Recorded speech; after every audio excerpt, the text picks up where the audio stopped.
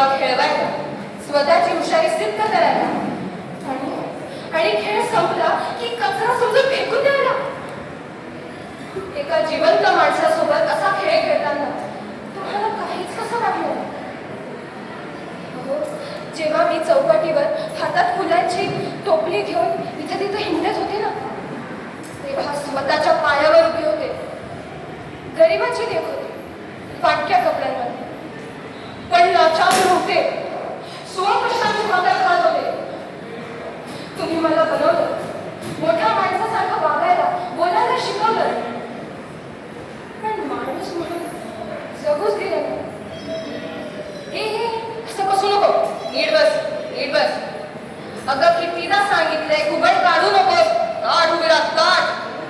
आणि नाही आणि न न न बाणाचा न 100 वेळेस म्हणते आता.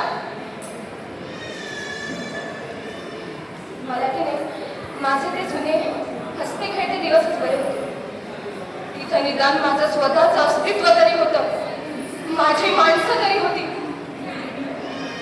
तुम्ही दोघं जे बोलत होता ते मी माझ्या कानाने ऐकलं. तुम्ही जिंकला, तुमची पाईप जिंकली. त्या समाजातल्या मोठ्या माणसांना मी एक राजघराण्यातली स्त्री वाटली. तुमच्या विज्ञानाचा विजय झाला. पण या मंजूचं काय, तिच्या मनाचं काय? त्या पार्टीत माझ्या गळ्यात महागाचे दागिने होते, पण मी स्वतःला किती एकटं आणि परकं समजत होते याची तुम्हाला साधी जाणीव तरी आहे का? तुम्ही मला बदललं असेल, पण माझं रक्त बदलू शकत नाही. मंजू आज भी तिथंच आहे, त्या माणसात, त्या जगात, त्या फुलांच्या टोपलीत.